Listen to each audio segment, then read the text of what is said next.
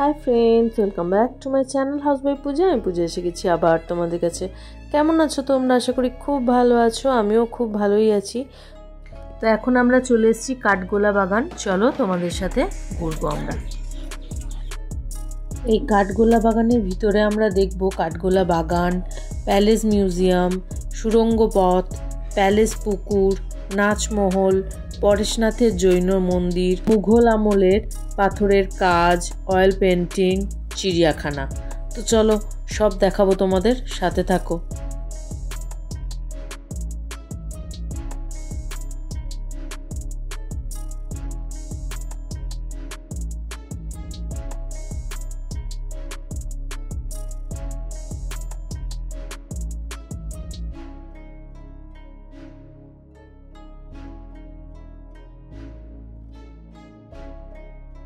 সাইডে ঘোড়ার পিঠে মূর্তিটা, উনি হচ্ছে বড় ভাই, ওনার নাম হচ্ছে লক্ষ্মীপদ সিং দুগার।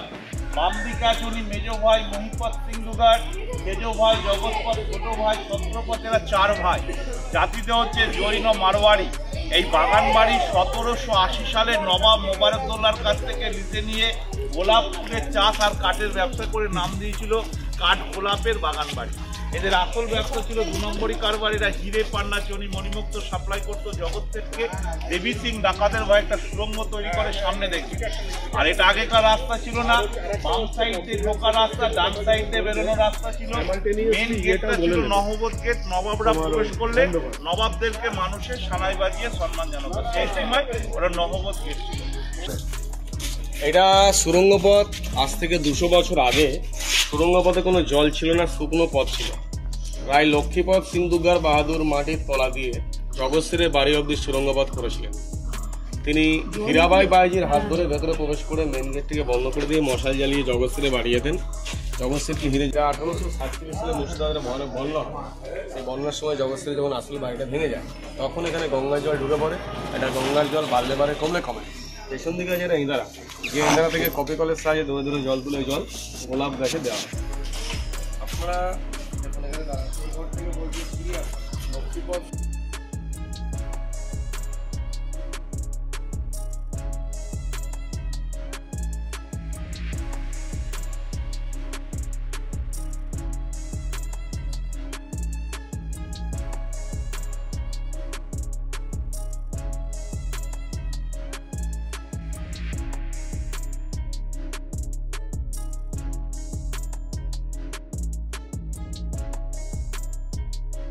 এই ঐতিহাসিক প্রাসাদটি লক্ষ্মীপদ সিং দুগার দ্বারা নির্মিত হয়েছিল, যাকে জগৎ শেঠের ঘনিষ্ঠ বলা হয়, ধনী মহাজন ও ব্যবসায়ী। এই প্রাসাদটির মধ্যে রয়েছে অত্যন্ত মূল্যবান পেন্টিং, অমূল্য প্রত্নবস্তু, আসবাবপত্র, কাঠের সিঁড়ি, আলংকারিক আয়না। শুটিং হয়েছিল হিন্দি বই মেরা করা মেরা ধারাম, ধর্মেন্দ্র, উত্তম কুমার, যোগিতা মালি, তারা এখানে সে বইটা শুটিং করেন। তার অনেক পরে হয়েছিল বলদুর্গা মাইকি, এক যে ছিল রাজা, হেকেন বাবু, টিভিতে সিরিয়াল, বেহুলা, প্রফুল্ল, খনার বচন, আমি সিরাজে বেগম, মহাপীঠ, তারাপীঠ, সব এখানে শুটিং হয়ে গেছে। এবার দেখুন প্যালেসের সামনে একটা পুকুর আছে। এখন না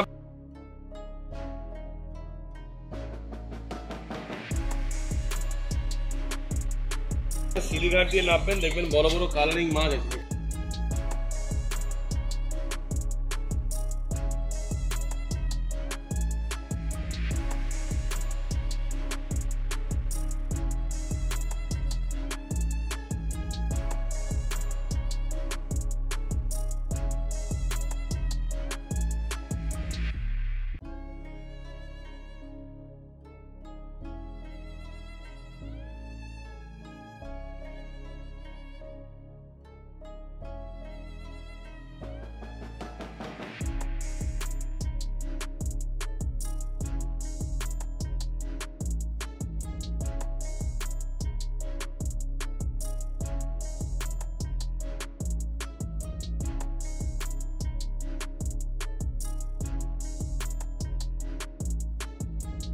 এখানে 4 ভাইয়ের 4 রানীরা মাঝে মধ্যে স্নান করতেন।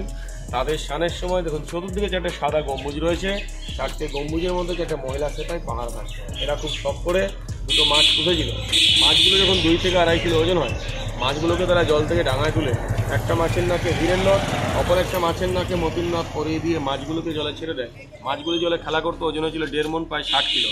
বয়সকালে যখন মাছগুলি মারা যায়, পুকুর থেকে মাছগুলোকে তুলে সামনের দুটো জায়গায় দুটো মাছকে সমাধি দেওয়া, সেটাকে দেখাচ্ছি পরে।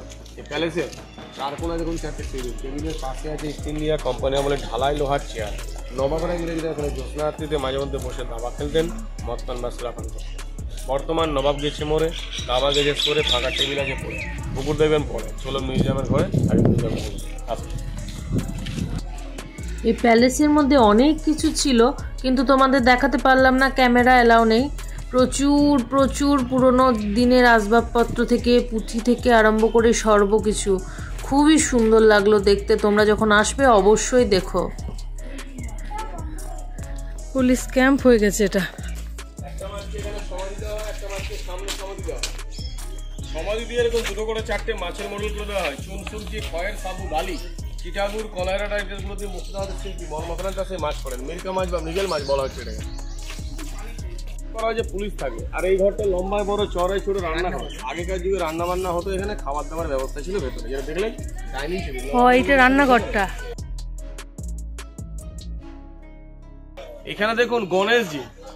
আপনারা দুর্গা পুজোর সময় যে গণেশ দেখেন, পেটে থেকে পড়তে, বাহন থেকে ইঁদুর, সুরটা থেকে বাদিকে ঘোরানো, এই গণেশকে বলা হয় সিদ্ধিদাতা গণেশ। এই গণেশটা দেখুন, সুরটা আছে ডান দিকে ঘোরানো, পেটে আছে সাপ, জন্য এনাকে বলেন নাগেশ্বর গণেশ, মহারাষ্ট্রীয় গণেশ। এই গণেশ দেখতে গেলে পাবেন মহারাষ্ট্রে। ধরে ধরে জল তুলে, এই জল রাজারা নবাবরা খেতে।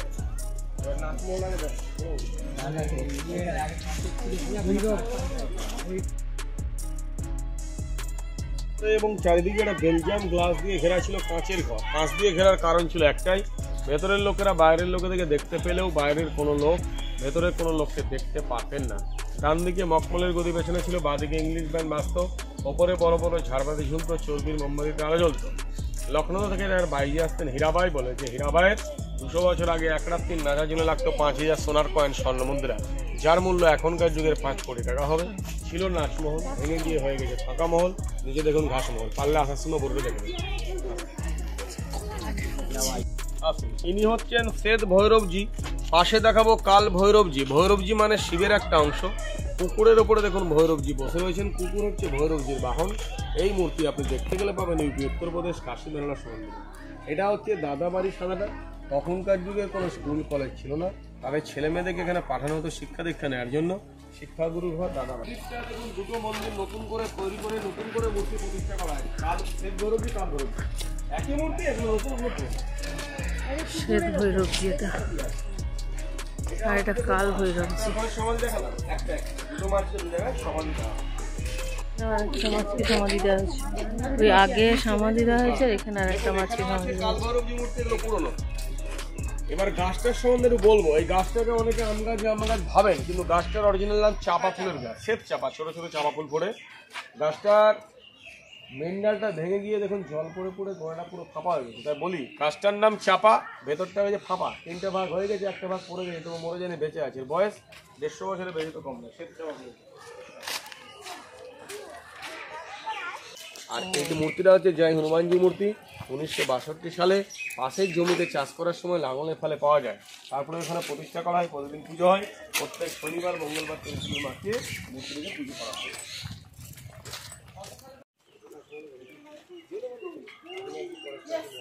পুকুরে নামবেন, সিঁড়িঘাট আছে, বড় বড় মাছ আছে, মাছ দেখে নেবেন। আর এই পুকুরে আগে পদ্মফুল ফুটতো, এখন পদ্মফুল ফুটে না, কারণ বড় বড় মাছে সব শিকড় বাকড় সাফা করে দিচ্ছে। এরা জৈন, মাছ মারে না, মাছ ছাড়ে, সেই জন্য পুকুরে পদ্ম চলে গেছে, মাছ রয়ে গেছে। এখনো পর্যন্ত পুকুরে মাছ মারা গেলে এরা পুকুর থেকে মাছ তুলে পাশের জমিতে পুঁতে দেয়, তবু কাউকে খেতে দেয় না। কত মাছ এখানে বোটিং করা যাবে। মাছ পুকুরে থাকবে পেছনে আছে। এই মন্দিরের ভেতরে যারা ঢুকবেন, এটা দিয়ে গিয়ে ওখানে জুতো খুলে মন্দিরে ঢুকবেন। আদিনাথজি, পরেশনাথজি, মহাবীরজি জৈন মন্দির দর্শন করে পুরো মন্দির চত্বর ঘুরে বাইরে বেরোবেন। বাইরে বেরিয়ে ছবি তোলা তুলবেন। আদিনাথ মন্দির পরেশনাথ নামেও পরিচিত। এটি ভগবান আদিশ্বরকে উৎসর্গ করা একটি মন্দির। এই মন্দিরের মূল নায়ক একটি 90 সেমি ভগবানের আদিশ্বর পদ্মাসনের ভঙ্গিতে সাদা রঙের মূর্তি। ভগবান আদিনাথের মূর্তিটি খুবই প্রাচীন এবং প্রায় 900 বছরের পুরানো বলে মনে করা হয়। জৈন তীর্থঙ্কর এবং অন্যান্য দেবতার আরও 17টি মূর্তি রয়েছে। এই মন্দিরটি 1933 সালে লক্ষ্মীপদ সিং দুগ্গার তার মায়ের অনুপ্রেরণায় তৈরি করেছিলেন। এখন আমরা চলে এসেছি চিড়িয়াখানায়। চলো, চিড়িয়াখানায় অনেক মাছ, পায়রা, পাখি, ইমু বার্ড, প্রচুর রকমের পায়রা, প্রচুর রকমের পাখি সব আছে। তোমরা দেখতে থাকো।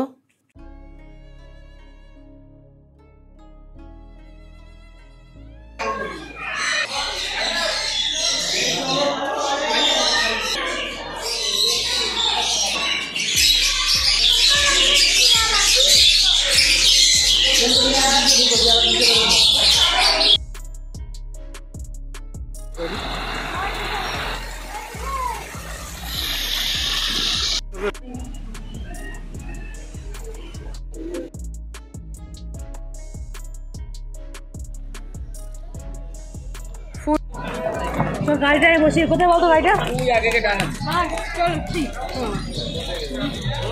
তো আমাদের কাঠগোলা বাগান ঘোরা হয়ে গেল, তোমাদেরও ঘোরালাম। এই দেখো, এখানে টাঙায় করেও অনেকে যায়, কিন্তু আমরা অনেকজন আছি, টাঙা ওই জন্য নিইনি। তো চলো এবার বেরিয়ে যাচ্ছি। এবার যাব আমরা জগৎ শেঠের বাড়ি। চলো, জগৎ শেঠের বাড়ি চলে এসেছি আমরা। চলো ভিতরেই নিয়ে যাই।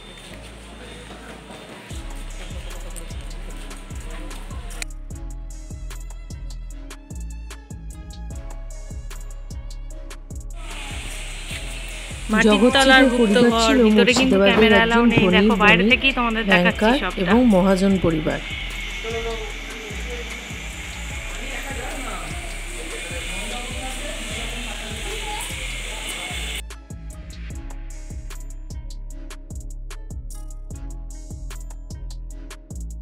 গুপ্ত সুড়ঙ্গ পথ। জগৎ শেঠের বাড়ি মুর্শিদাবাদে দেখার জন্য একটি আকর্ষণীয় স্থান। এটিতে একটি গোপন সুড়ঙ্গ, একটি ভূগর্ভস্থ অস্ত্র জাদুঘর এবং একটি মন্দির রয়েছে।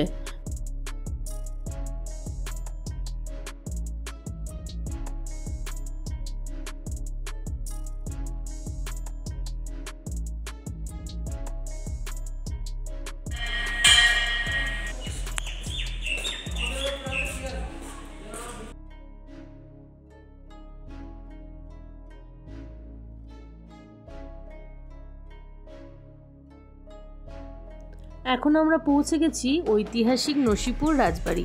চলো নসিপুর রাজবাড়ি ঘুরে দেখাই তোমাদের।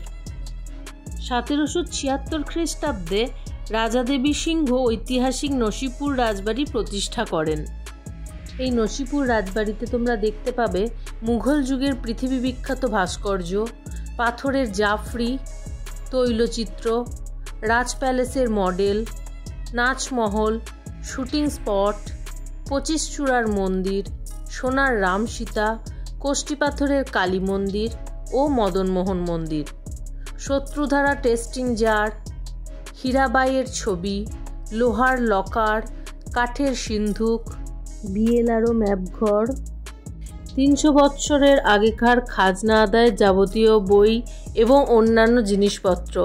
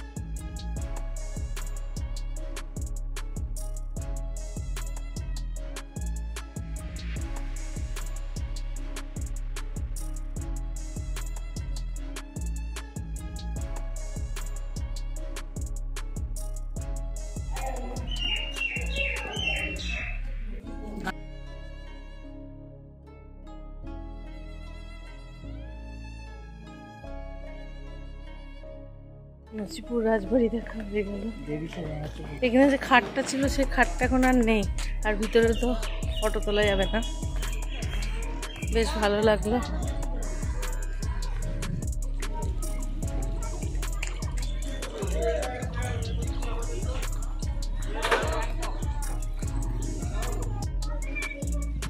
এখন আমরা চলে এসেছি নসিপুর আখড়া বা রঘুনাথ মন্দির, নসিপুর, মুর্শিদাবাদ। এটি হাজারদুয়ারি থেকে 2.5 কিমি দূরে জাফরগঞ্জে অবস্থিত।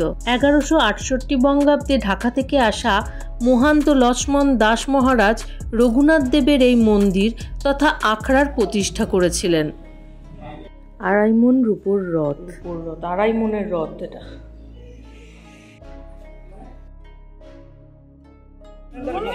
টাকার গাড়ি এটা, প্রাচীন যুগের বেবি অস্ট্রিন গাড়ি।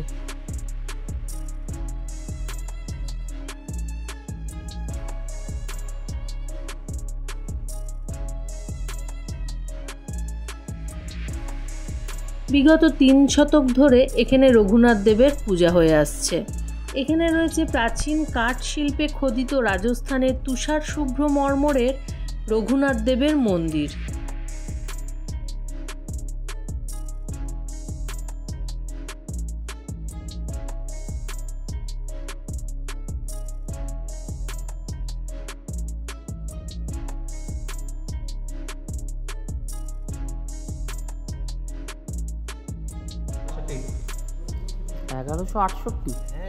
অনেক পুরনো,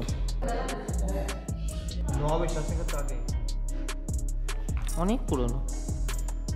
তখন আগে নবাবের শাসনের তো আগে বঙ্গাল, বিহার, উড়িষ্যা, তখন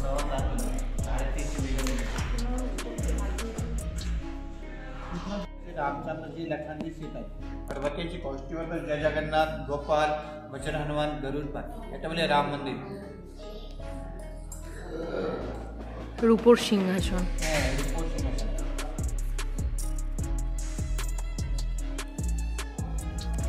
নাও চাঞ্জল নাও, বাঁ হাতে করে কেন মামা? নাও ইয়ে নাও, চাঞ্জল নিয়েছ? আচ্ছা। শতাধিক বছরের পুরনো প্রাসাদ, ঐতিহ্যবাহী চাঁদির রথ, বানোয়ারি ঝাড়, ঐতিহ্যময় আসবাবপত্র,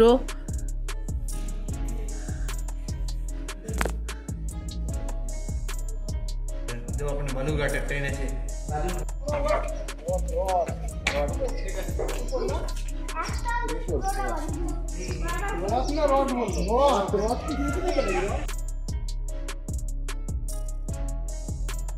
নবাব মির্জাফরের বাড়ির গেট এটা, এখন প্রায় ভগ্নপ্রায় অবস্থা।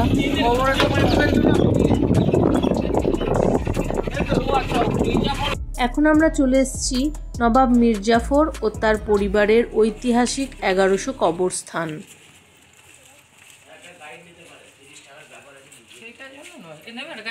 না গো, এখানে দাদা দাঁড়িয়ে আছে তো। পায়রার কবর চিঠি নিয়ে যেত, তারপরে নবাব মির্জাফরের কবর আছে, তারপরে মুন্নি বেগম, এগুলো বুঝিয়ে দেওয়া যেত। কিছু বুঝতে পারি আমি। চলুন একটু দাঁড়ান,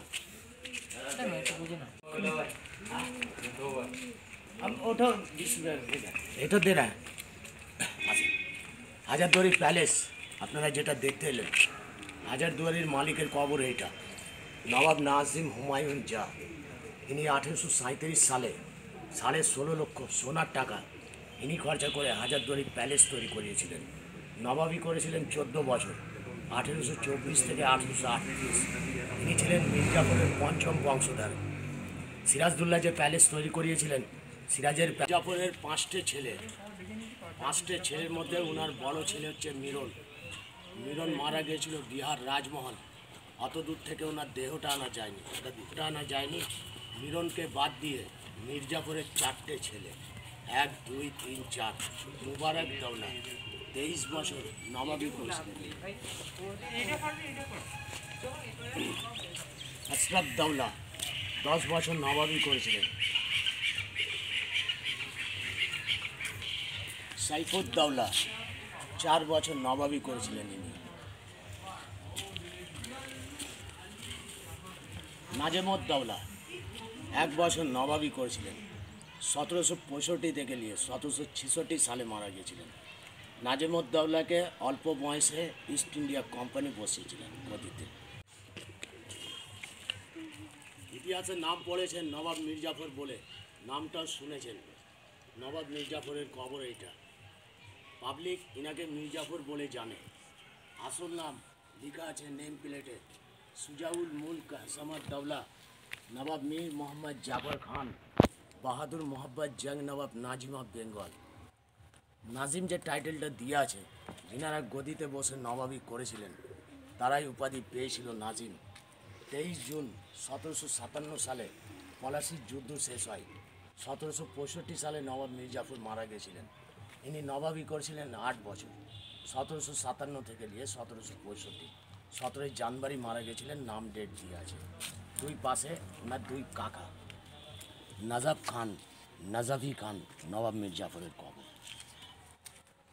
এটা নবাব মির্জাফরের কবর। এই বাংলায় 3টে বিয়ে করেছিলেন নবাব মির্জাফর। ওনার প্রথম স্ত্রী এর ভেতরে, এনার নাম হচ্ছে সাইজাদি শাহ খানম, যে সিরাজের দাদু ছিল আলীবর্দী খান। আলীবর্দী খানের বোন ছিলেন ইনি। আলীবর্দী খানের ভগ্নিপতি হচ্ছে নবাব মির্জাফর। ইনার 2টো সন্তান ছিল, একটা মিরন, একটা ফাতেমা বেগম। ফাতেমা বেগমের সঙ্গে মীর কাসিমের সঙ্গে বিয়ে হয়েছিল। মীর কাসিম এখান থেকে নবাবি নিয়ে চলে গেলেন মুঙ্গের, ওখানে গিয়ে গুপ্ত ঘাঁটি তৈরি করলেন। ওখানে বক্সারের যুদ্ধতে মারা গেলেন 1764 সালে। নবাব মির্জাফরের বাবা এটা সৈয়দ হুসেন নাজাফি। একটা শব্দ দিয়েছেন নাজাফি। নাজাব দেশে ইনি বাস করতেন। ইনাদের টাইটেলটা হচ্ছে নাজাফি। নাজাব দেশ হচ্ছে ইরাক, ইরাকে ছিলেন। খবর এখান থেকে দিয়া আরম্ভ হয়েছে, মির্জাফরের বাবা থেকে।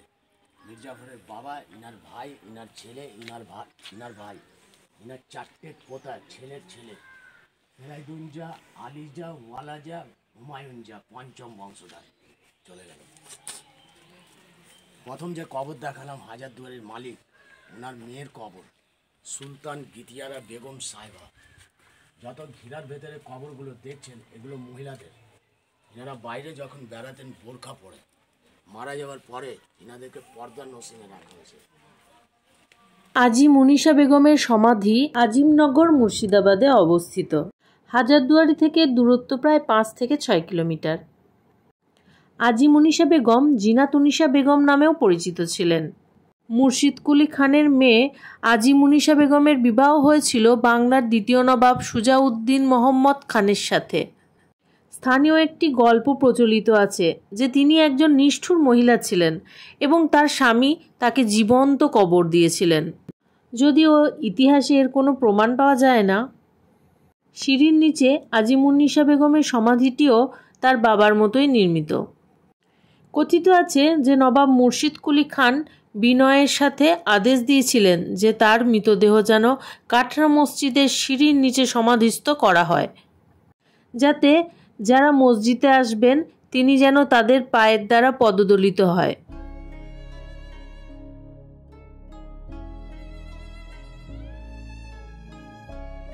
আজিমুন্নিসা বেগমের সমাধির মস্কটির খুব অল্প অংশ অবশিষ্ট থাকলেও সমাধিটি এখানে এখনও পূর্ণ অবস্থাতেই রয়েছে।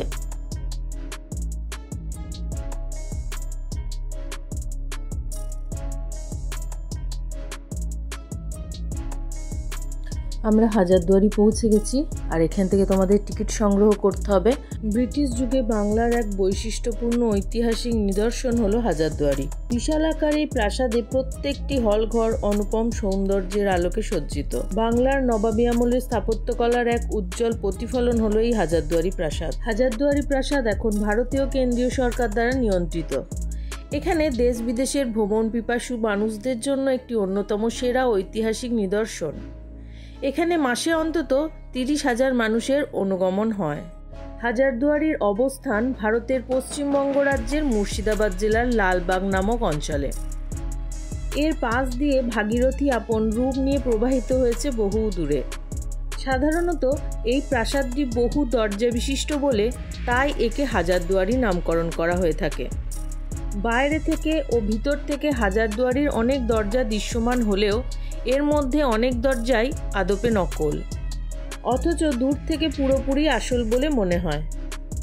হাজারদুয়ারির চমক শুধু তার দুয়ারেই না, ঘরগুলোও মনোমুগ্ধকর।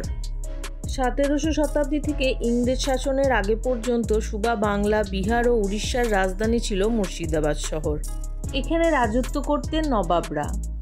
এখানকার নবাব হুমায়ুন জাহ ইউরোপীয় স্থপতি দিয়ে এই প্রাসাদ বানান। অনেকে ভুল করে ভাবেন যে এই প্রাসাদ বুঝি নবাব সিরাজদৌল্লার তৈরি।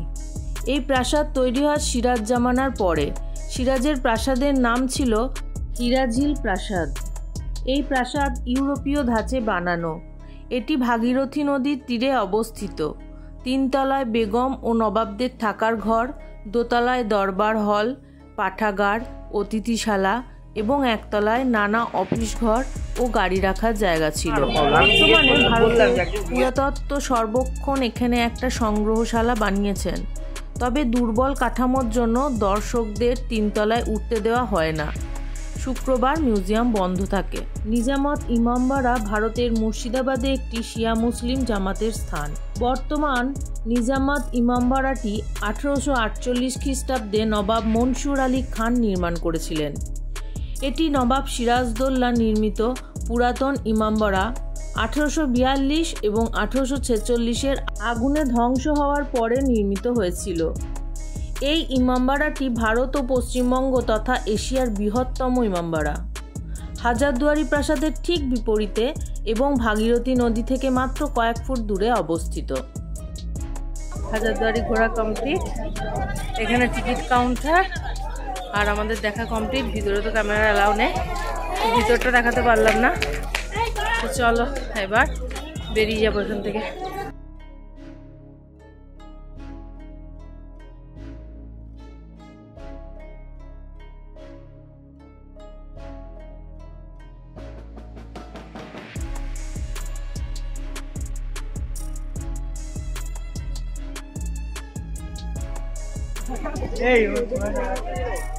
মতিঝিল এসছি আমরা, এখন মতিঝিল ঘোরা হয়ে গেল।